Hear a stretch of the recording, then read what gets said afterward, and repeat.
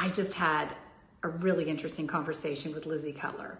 We talked about why people feel stuck, the patterns that keep showing up, and how that affects everything: your work, your relationships, your confidence, and how understanding people on a deeper level can completely change how you build a team or how you run your business. It's thoughtful, a little different, a touch of woo, and definitely one that stays with you. Lizzie, something you say that stood out to me is that people don't need more information, they need clarity on what's going on. Do you want to go into that a little bit more? Yeah, I feel like so frequently we're told we're given more data and we're not given a lot of clarity. What I mean by clarity is the essential facts of what we need to move forward in a way that feels supportive, in a way that feels actually useful versus just more data for the sake of data. So, what I do when I'm analyzing a person or working on somebody is I understand the soul of who somebody is and can put words to how they actually show up. What are their strengths, their weaknesses, their triggers, their insecurities, their blind spots, which to me helps any leader find clarity on who they're working with, who they're working for, that kind of information. How do you see what's really happening for someone versus what they think is actually happening? So I think for most of us, that is like trying to see inside the fishbowl when you're the fish swimming. Like, I don't know that we could see it from the inside. And as much as when we walk into a room, we believe that we're presenting a certain way, there's a certain energy that comes through. And again, I'm putting words to that energy. So it's not necessarily what we think we're doing, but it's who we actually are. When you're assessing someone's patterns, what are you picking up that most people totally are not seeing? I'm picking up the nuanced detail of what someone actually believes, of what their inner dialogue is. So again, back to the truth of who they are, not who they project to be, but how they actually show up. And it's so useful to know that information because once we have who they are on the inside without judgment, this isn't about like sitting and pointing fingers, but more about if I know where somebody is striving or what their goal is or what's leading them, then I know how to help them feel fulfilled.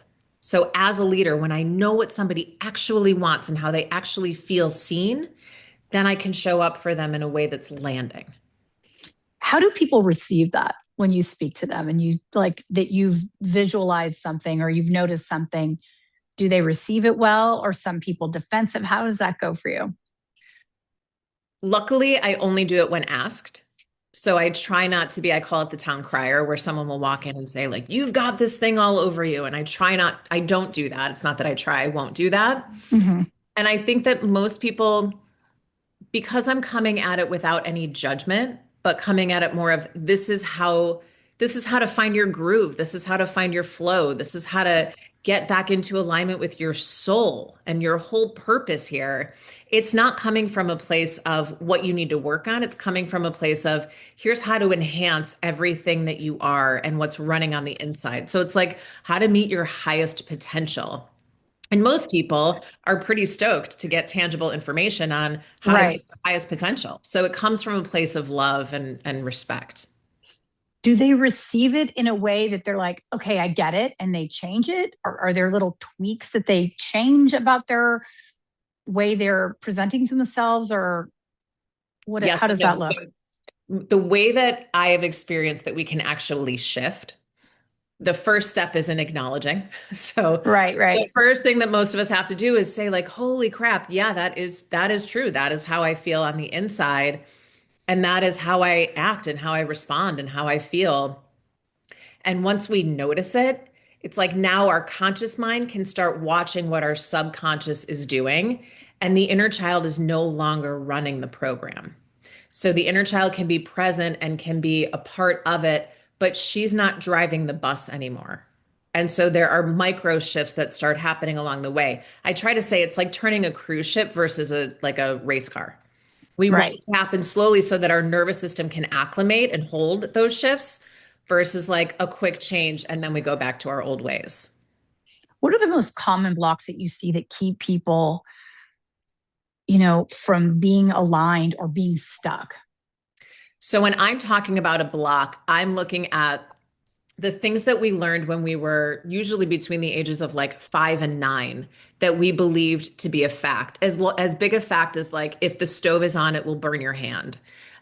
So the most common blocks that I've seen are, I'm going to try to give you like my top five. It's Okay. the fear of being seen, Hmm. as in like exposed, like you're seeing the full truth of me. The fear of being ignored. So those are on opposite sides of the spectrum, but both Right. hold a lot of energy to them. Uh, the fear of being too confident, specifically for women, because when we're too confident, and I know that most of you listening are going to say, like, no, that's my dream. But for most people, being too confident, there's like a tipping point where it becomes dangerous because then we're not liked anymore.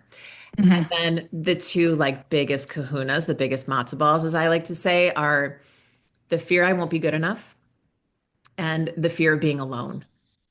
And the fear of being alone really comes from like a soul loneliness, deep place. When someone feels off in their life or in their career, what's the first step to getting them to shift? In my work, the first step is acknowledging there's a problem. So it usually looks like I've checked all the boxes, I've done all the things I'm supposed to do. I'm burnt out and pretty unhappy. And when I'm with my kids, I'm thinking about work. And when I'm at work, I'm thinking about my kids. Right. I'm not doing good enough and I don't know what else to do. And once I once somebody can own that and then they're really ready to look at what are the blocks that are holding me back, then we can start to shift. But if someone is still in the mode of I call it victim mode. And again, I have no judgment on this. It took me a long time to get out of it. But kind of the place of, well, I've done this and this and this, and why isn't this happening for me? And the world is coming at me, and it's never my turn, and everybody else gets it, but I don't. If you're still in that place, it's not going to work because this is about taking ownership of what do I believe and how do I shift that belief. And so it's about me changing my mindset, and I have to be pretty hungry to do that. Right. Was there a moment in your own life that led you to do this? Yes, I was getting divorced at 33 years old. I was a yoga and meditation teacher, and the amount of synchronicities and, the weird coincidental moments that were happening that were clearly not coincidences, um, forced me to pay attention to my intuition in a way that I hadn't before. And once I was paying attention to the small moments, I was then able to start being clearer about the big moments and asking and hearing and really working with my guides, my team, my highest self to get into that place where I could then ask and not just be, randomly given a weird coincidental moment, but actually work with it. How do you help someone rebuild trust in themselves if Mm. they've ignored their intuition for such a long time? Oh, that's such a good question. Okay. So I kind of give this to every client. And if you take nothing else away from this conversation, write this down and do this. Whenever I feel like I'm in a negative headspace or I notice that I feel crappy, if like energetically and emotionally I'm in a bad space, when I can remember, I stop and I say, Lizzie, what were you just thinking about? And then I go back, I try to rewind like, 5 seconds and pay attention to the story that I was telling and then ask, what am I telling myself about that? Like I'm either telling myself I'm not making enough money, I don't have the right person, I'm not wearing the right clothes, I'm too whatever. And then I'll say, okay, is that a fact? Is it a fact of this world that that is 100% true? 99.9% of the time, it's not true. And then if it's not true, I have to just allow myself to move from that place of like anxiety, fear, depression, whatever the thing was that I was feeling. It'll move me just a couple bips up the ladder. So I'm not so much in the depression anymore. Maybe I get to anger, and that's a better place to be. Or maybe I just get into like a little bit of hope or a little bit of just a more neutral ground. And that to me is the one thing that we can all manage. If you're just paying attention to how you feel, and anytime you feel something shitty, you ask, What was I just thinking about? Is it a fact? Prove it wrong. Then I can start like managing my mindset and actually changing it. But this is the thing. You have to be willing to do that work. You have to be willing to pay attention. It's all about paying attention to your thoughts and your feelings. Wow. How do you protect your own energy when you're constantly reading and working with other people's energy? Totally. Okay, so on my website, there's a free recording. I call it the laser clearing. I clear my energy all day. It's like a French press, like a sheet of light that goes through my body. I clear myself. I also put myself, call it the Glenda bubble of white light, where I like start with a little pinprick in the center of my chest and I poof, it opens up and I'm in this little beautiful bubble of light pink light and nothing can get in. And I try to just find compassion. So when I'm around someone like road rage, if someone's, zooming through and cutting me off, I try to think her sister might be having a baby and she's trying to get to the hospital to meet the baby, Right. right? Like I try Right. really hard. I still like swear and honk my horn and do all the things. And then I try to come back to compassion to understand because usually it's coming from a place of feeling dismissed or disrespected or, so again, I'll stop and say, what was I just telling myself?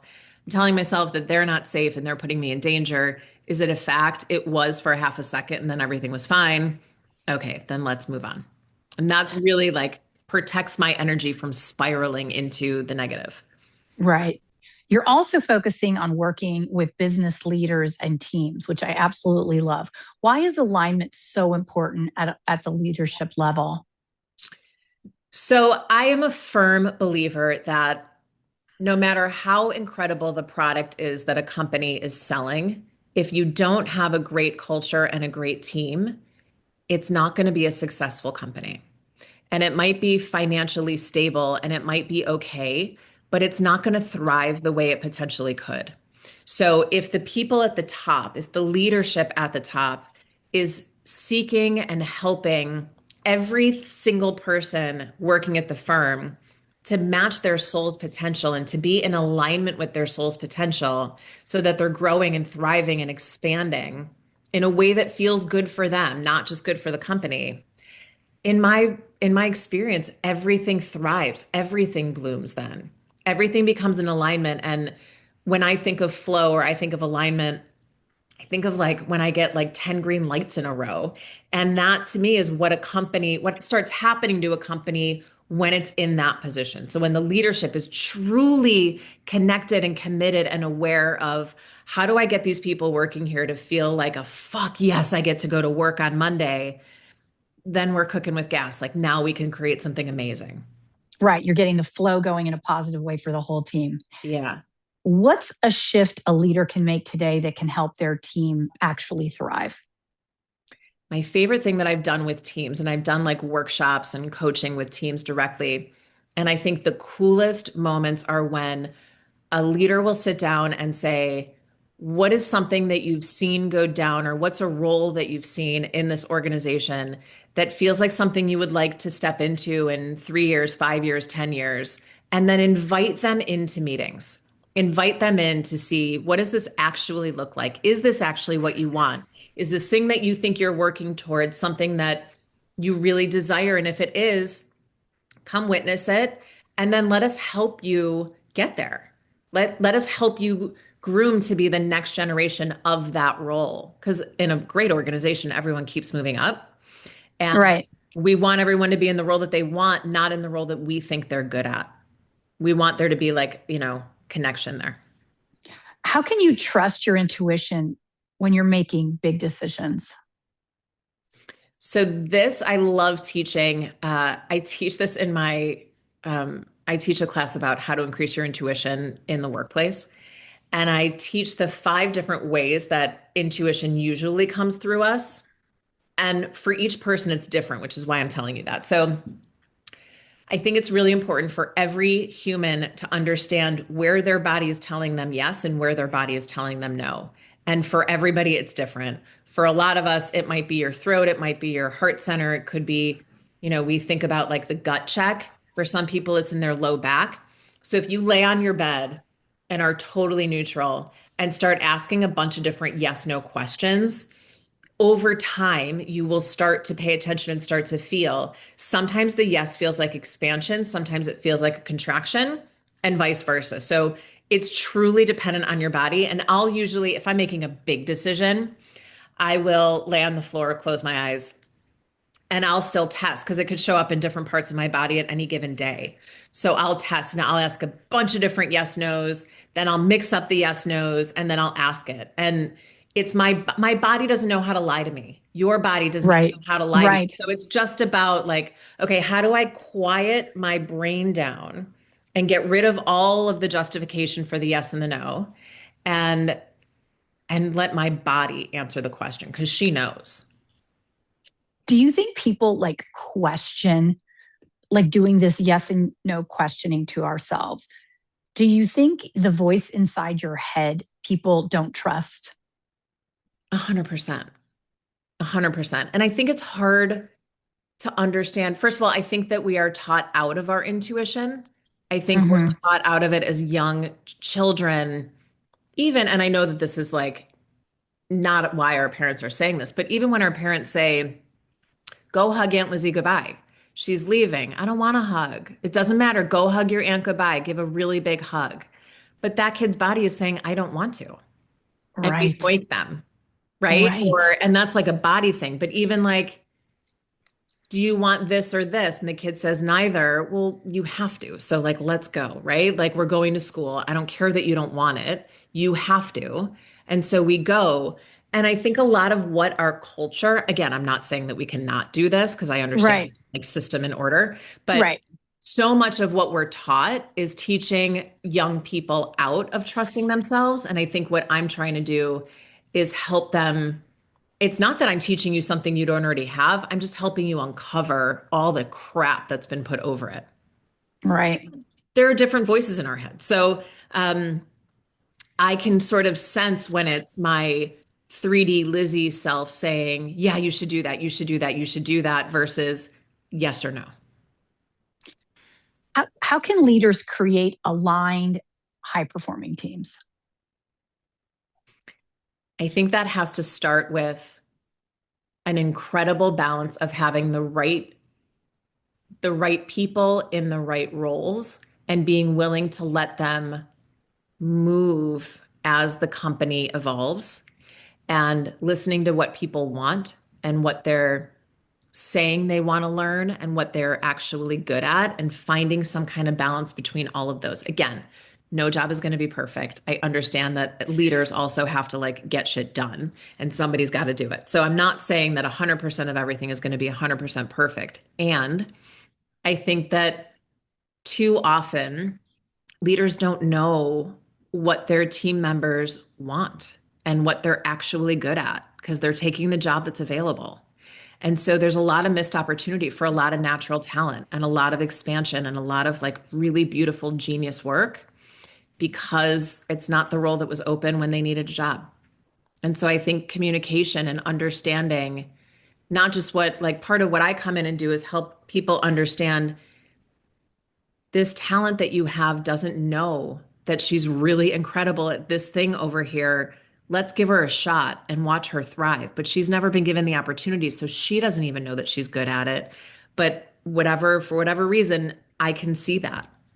And so by giving them that opportunity, I think then people thrive. And when they're thriving, you're getting the best work possible. So take me to, or give me an example of a company that you've worked with. How does it work? You go in, you meet with the CEO. How does the whole format go? So usually I come in with the CEO because this is an odd offering to be selling. So it's usually the CEO who believes in intuition and believes in the value of what I offer. And so I start with the CEO and whether uh, they'll usually say like, okay, we're hiring 5 new associates. Here's the 10 that we've interviewed. What do you think? And I'll look at the rest of the leadership team and the rest of the team and I'll say, okay, options 2, 3, 5, and 7 are going to work in this situation. And these other guys are going to work in that situation. So tell me what the goal is. What's the outcome that we're looking for? And then I can see who's going to be a match culturally with the team, who's going to who's going to push everybody in a positive way, who's going to be able to communicate well, who's going to be mentored easily, who's going to be there for the long run, who's going to jump out quickly because they're leading with ego versus heart. And I can kind of see those things. So we'll start in one area, whether it's we're hiring or we're investing or we're raising money. And basically, I'm helping both sides of the negotiation navigate their communication in the best way possible so that they both get to the end goal. And So how do you see that in a picture? it's crazy. I don't know why you can't, is the honest Right, answer. right. You don't know And why that's I can't, and you don't know why you do. no, I just do. I didn't even know that it was a thing until I started saying it out loud. I had no idea that people weren't seeing what I saw. And this really didn't like it was like something I did with my friends at bars when we were talking about who we were dating. And so So, I what do think you exactly see when you see an image? Like when you're looking at me right now, what do you see? I see the essence. I see like the personality when we go home and we put our comfies on and our hair is on top of our head. I see the truth of who we are. And I when I see it in relation to other people, I can see this is going to be a match or this is not. The same way that we would see like polka dots and plaid not looking good together. Right. So I see it kind of like that, like, oh yeah, this will be a great match, or oh no, these two are going to trigger the shit out of each other, and that's going to be a nightmare to work with. Or this guy's leading with all ego, he's going to be a monster because he's in it for the money, not for the love of the game. Right. So I can see those kinds of things. I can see someone's true intention and put words to it and then kind of let the company do what's best for them from there. Have you ever been wrong? I've been wrong in like I try to give 100% of the info that comes through my brain. Right. I hope that 80% is accurate. And usually the feedback that I get, it's so weird because these are always the words that people use, that was spot on. Really? Yeah. That's And so it's interesting. like spot on is a weird, it's not like, wow, that was so accurate. Or yeah, that was exactly them. It's always, wow, that was spot on. So like, Interesting. yeah, that's always a trip to me. But I'm Have you, not, like I might get something off of like, oh, they didn't do this in the morning, they do it in the afternoon, or like something like that. yeah. How long do you typically work with your clients? So I'm either brought in initially, I'm usually brought in for like one specific case. So we're Hmm. hiring or we're negotiating or whatever, and it's like a project. And then once I'm in, then I can usually, depending on the client, I'll be then brought in as like a retainer. So I'll stick with them for a few months or a few years or kind of hang with them for a while because I become a part of the fabric. If Right. You're someone's part having of a their tough team. time, yeah, I can help their leaders understand how to coach them, right? Either I come in and coach them directly or one of the managements or somebody will come in and say like so and so is having a really hard time, what is going on? And I'll say you're using this kind of language and what they need to hear is this. Or their love language is this and you're giving them that and they feel unseen. So try this and shift it and see what happens. And I actually had this recently happen with coworkers, two C-suite people that were just like, they were fine, but it wasn't flowing. It wasn't good. It didn't feel lovey and schmooey and good. And I was coaching him and he came back and he said, once I started speaking to her the way you told me to, everything has changed. Like, it's like we're friends again. We can be in the same room. There's no tension. There's no, That's amazing. yeah. So it's like, it's such a pleasure for me to give that because everybody wins. And it's such a nuanced, small thing that can create such a big impact. And we all want to feel good with our coworkers and with the people we're negotiating with. Well, And you're spending so much of your life with these people, so much of right? our So time. why wouldn't you want it to be? Did you Exactly. ever watch that show, Billions? Yes. And do you remember the woman that was like the therapist at the Yeah. company? That's Wendy. kind of Wendy. Yes. Yeah. It's kind of like what you do. Yeah. Yeah. I've been a Are a lot of lot people's of Wendy's. companies shifting towards having a Lizzie or a Wendy? I think more and more are open to it, and a lot would still consider this very woo. And what I usually say to those people is like, call it whatever you want if it's helping you. Do you really Right. like, do you care? Like, right. Like, right? why does it even have to have a name? Right. And they'll hire, personality assessments and things like that. And this just feels like it's like a faster, like, let's go. I don't need a 25-page booklet on who this person is. Just tell me what they're gonna, how to help. And so I kind of like, again, with clarity, like just get through all the BS and tell me what I need to know here. Is this going to be a nightmare client or is this going to be the partnership that I'm looking for? Okay, we are going to do some rapid fire. Are you ready? Fun. Okay, Yes. let's do it. Logic or intuition? Always intuition. Good. Where's your happy place? My happy place is at a fish concert, a fish show with friends and family. What do you do when your day isn't flowing? I have a happy camper playlist that is the most obnoxious, fun dance songs that I can't not shake my body to. And I go for a walk and dive into that and like perform them while I walk. And then and all Yeah. is well again. I'm like on stage with Brittany and everything is fine. Oh my God, I love it. How important is self care to you? And like, what do you do for self care for yourself? You were asking earlier about how I protect my energy. Self-care is critical for me because I'm in so many people's stuff all day, every day. Right. Um, so I clear every night when I'm brushing my teeth. So in the morning and at night, I'm clearing my energy. I've just matched it with that because otherwise I forget. And I schedule, I'm very lucky. I don't have children. I'm 46 years old. I've lived alone for over 10 years. So if I don't have a client at 3 o'clock on a Wednesday and I need to, I lay on my couch and I watch Bravo and I zone out and And you watch those housewives. I watch those housewives, I watch Summer House, I get into all of it and I'm able to like shake it off and clear. Green juice or coffee? Ooh. Uh Coffee. One word that defines you today. Loved. Oh, that's nice. Biggest energy drain for people today. I think the obvious one is social media, and I feel like we just get sent down these rabbit holes, myself included, and I will literally be saying in my head, "Okay, one more. Okay, one more. Stop doing one more. Okay, one more. Okay, one more. Stop it." Yeah. What is your go-to to reset after a hard day besides dancing on the street with Brittany? Uh-huh. I go for walks and I imagine that the any ick or any energy that's not serving me is shaking off of me like wet cartoon droplets off my feet Yeah. every time I step.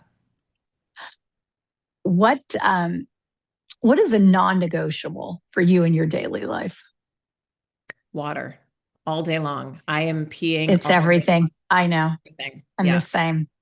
all day. What does flow feel like to you? It feels like an exhale, like a deep breath, Right. and green lights, like, oh, it's Effortless. effortless. Yeah. What is one thing every leader should know? Every person in your organization has a sole purpose and a desire and potential that they want to meet and deserve to meet. Is there a book that's changed your life? The Big Leap by Gay Hendricks, and one of his other books that I always ruin the name on, but it was like Conscious Connection or Conscious something like that, that was really helpful. What does success mean to you today? Balance.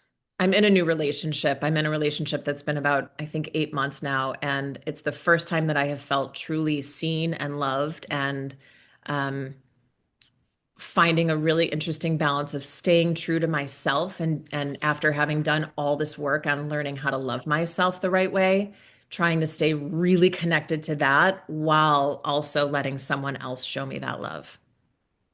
I love that. That's beautiful. Thank you. If you could tell your younger self something, what would it be?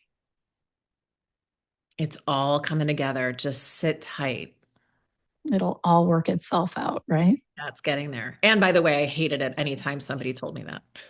I, I know. What have I not asked you today that you'd like to share? Um, well, the thing that I think that is most important for people to take away is to really remember you have this same gift that I do. You have it. You just were taught out of it. So if you're getting like a chill up your spine as I say that, or it feels like your hair is growing, it's your soul giving you notes of like, hey, babe, we're right here. Uh, Right. and so, like, reach out to me. I'm happy to help. But I think it's really important that we teach the younger generation not to disconnect from it as best they can and make it as normal as like brushing your teeth and washing your face, clearing your energy and checking in with how you feel. And is your body, is that a yes for you or a no for you in your body? And making that all really normal so that we don't have to do all this work later in life. If someone's watching right now and they're feeling stuck, out of alignment, or unsure of their next step, what would you urge them to do? I would say write down, it's easiest for me to see it when I write it. Write down like your biggest complaints, like the thing that's been coming up for me lately with work, personal life, like family, friends, everything has been, I noticed I kept saying, they don't see me. Like I felt very unseen. And then my work for me, what I would suggest you do for you is to look at where are you not seeing you? Where are you not valuing you? Because they are a reflection. They are showing you where you need to do your work for you. Again, happy to like dive into that and help with that. But I think it's really important, like pay attention to the pattern, start writing it down so you can see the pattern. I think that's really great advice.